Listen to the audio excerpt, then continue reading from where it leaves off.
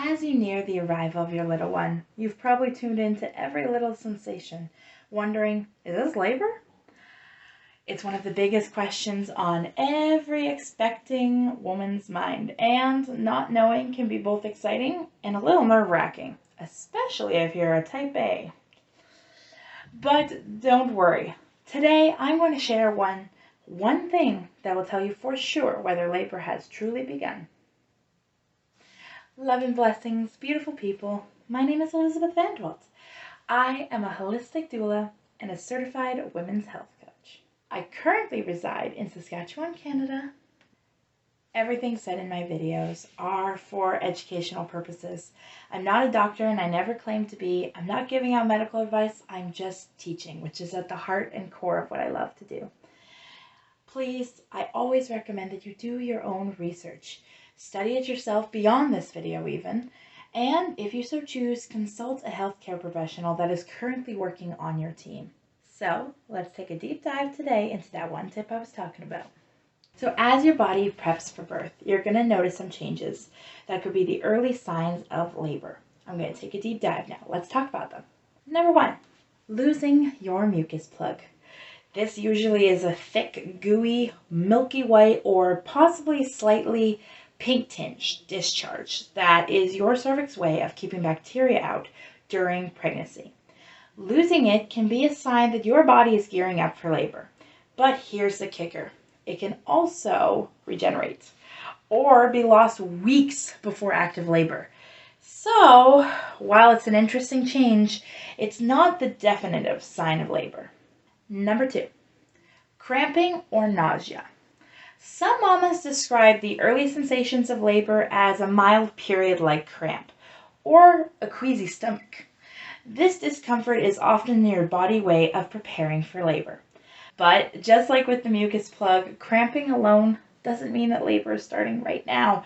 It could simply be your body doing some deep preparation work. Number 3, loose stools or diarrhea. Many women experience an upset stomach before labor begins. This happens because your body releases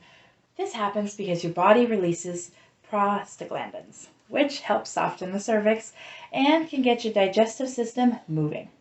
While this can be a great sign that labor is near, it's not, again, an indicated or a guaranteed indicator that contractions are on their way just yet. But normally with loose stools and diarrhea, that's why people normally recommend castor oil, is because it is giving your body that sense of contractions to already give you, that urge. But it's also a form of dehydration. So please make sure you are drinking lots of water if you are having diarrhea. Number 4, water breaking. Now this one is important because if your amniotic sac ruptures, whether it's a slow trickle or a big gush, it usually means that labor is near. But labor doesn't always start immediately after your water breaks. Some women go into labor within hours, while others may need a little more time. If that happens, they always recommend that you're contacting your care provider at the time and helping you through this journey to discuss the best next steps for you and your baby. I will tell a little side story about my grandmother who was pregnant with her 3rd baby at the time. And she ended up actually having her water break. The doctor told her, okay, well, we'll keep an eye on you. And then after such an amount of time, she just decided to go home. And well, when she did give birth, I think it was a week or 2 later, she actually had her waters break again, which I always tell the story because I'm like, this is so cool and not talked about today. And I wonder what else could possibly happen with our body, just like that mucus plug possibly regenerating and coming back a little bit. It makes you very, very curious. Real game changer. You're going to want consistent, progressing contractions because you might have been feeling maybe Braxton Hicks or irregular contractions for weeks. But when you have labor contractions that are part of labor, they are different. And this is because they will get stronger over time.